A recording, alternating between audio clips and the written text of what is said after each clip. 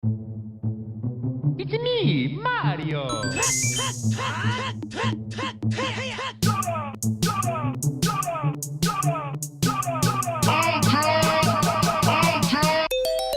day, urban gamers, and welcome to another episode of Four Brothers in a Basement.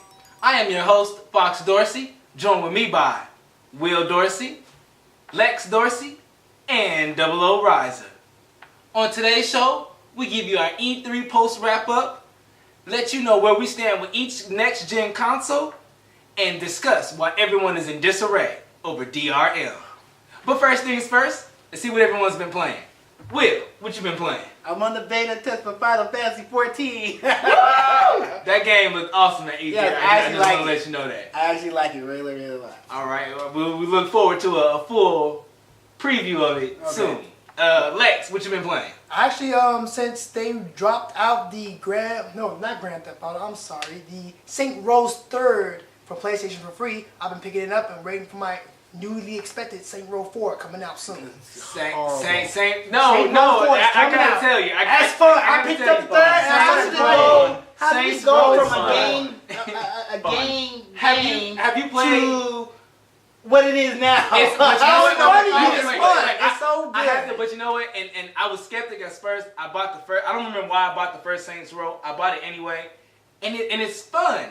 It's literally fun. It's not, you're not hung up on the serious of the missions or the storyline. It places you in a world where you can do what you want to do, and you can be the type of person you want to be. And when it comes to combat and storyline, it's funny, it's hilarious, it makes you laugh.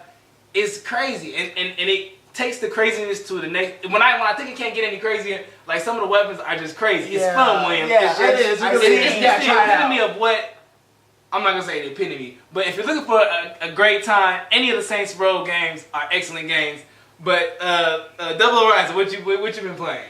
I forgot now. Oh no, I do remember. Remember Me. Ooh. I like that. Remember Me is I like weird. it. It's really good. It's a unique game. Let's It call it is. like that right now. For someone to be able to tap into your mind to reconfigure your memories, that's a little bit dangerous. Yeah. It is. Well, speaking of tapping into people's mind and watching their memories, I bet you Microsoft wishes they had that right about now. E3 was crazy, but it seems like the craziness has not stopped. Let's just talk about what were you guys' biggest thoughts and takes away from E3. Lex, what was your biggest takeaway from E3 this year? My biggest takeaway from E3 this year is when Microsoft did the whole reversal of everything they said they were going to do on the system. And that just made me completely lose faith in the company that I actually grown to love over the years. Even they made certain decisions which sometimes were like not good, but then sometimes were good. It just threw me off my game. Like I'm about to get a system where you promised me one thing and now you just take it back because you Okay, get well, yeah, we're definitely gonna get into all of that, but let's hold off on that. Let's just anything besides other than that. And actually, everything else was okay to me. I was a little disappointed in Smash Bros. Just a little bit because they took off certain characters, but the new characters that they're going to plop onto the game itself and the graphic designs, I'm loving it. Will, what's your biggest takeaway from E3? My biggest takeaway was, I'm not really. I got used to most of all the games that comes out, and my big thing is there's a lot of shooters coming out, and I know I'm a big fan of first-person shooter. Love Halo, of course, but when you just keep adding on shooter, it gets kind of repetitive and just old. So you're not excited for I'm not excited for the one that looks like the zombie one that you're just running around in the city, big multi. I don't know the name of it. Orange, orange. I know what you're talking about. Crush or something like that. I don't know. You name like the bottom of the shooters. But that's what everybody is talking about for some reason, and like I don't understand why. the zombie fascination. I've never understood it. It was I don't know why. Resident Evil. But let's keep it moving. Double Horizon. Now that all the dust is settled, you got a chance to read some of the other thoughts of other journalists that were there because you were there. So tell us, what is your biggest takeaway from E3? The biggest takeaway, and this is because this is the first time I've been to E3, I was actually happy to know that when I got in line to test out a game or look at a video of a game, they actually had the developers there in line so you can talk to them about the game. They actually had the developers, the people who were behind the actual teams of making these games.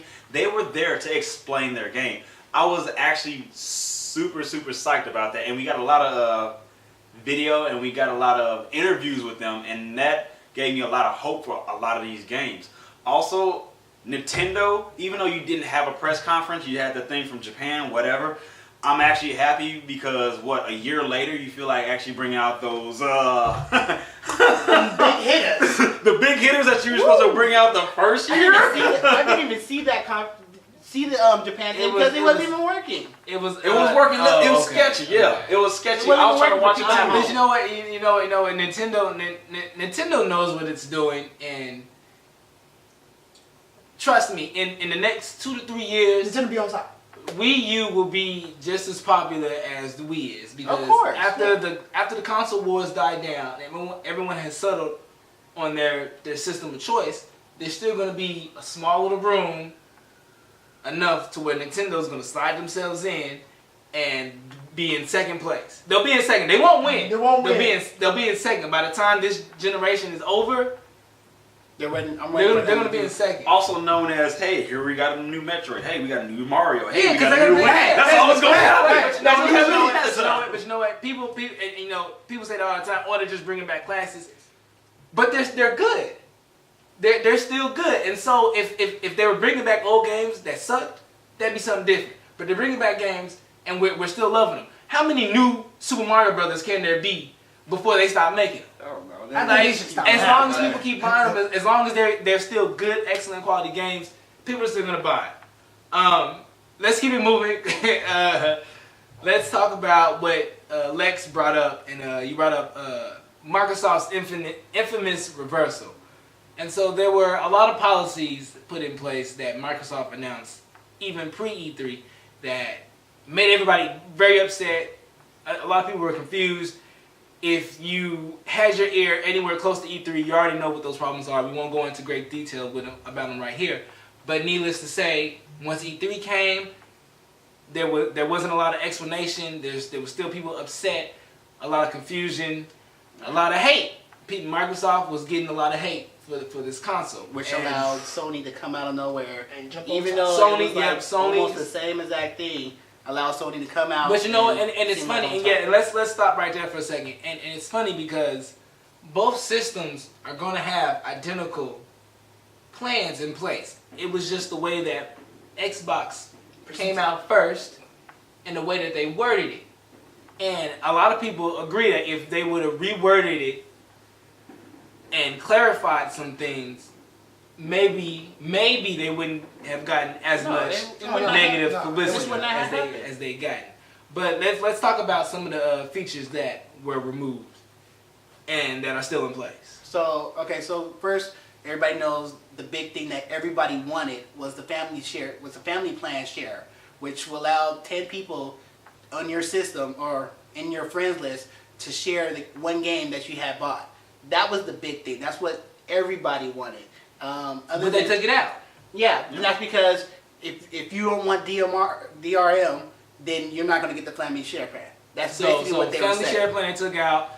DRM, digital rights management. We'll talk about that later. But no more 24-hour. We're not gonna. Yeah, we're not. Right. Yeah. Okay. No more 24-hour check-in, of course. But you got to do it. You got to do it once you get your system online, just once. But after that, that's it. That's it. Connect, and it's not region locked. Right. Anymore. No more region locked, which is good. And they got a lot of flack because servicemen, army men all across the globe, they're gamers too, and so to region lock your system would really handicap them. Right, and then to say that we shouldn't really care about them is kind of, they're still gamers.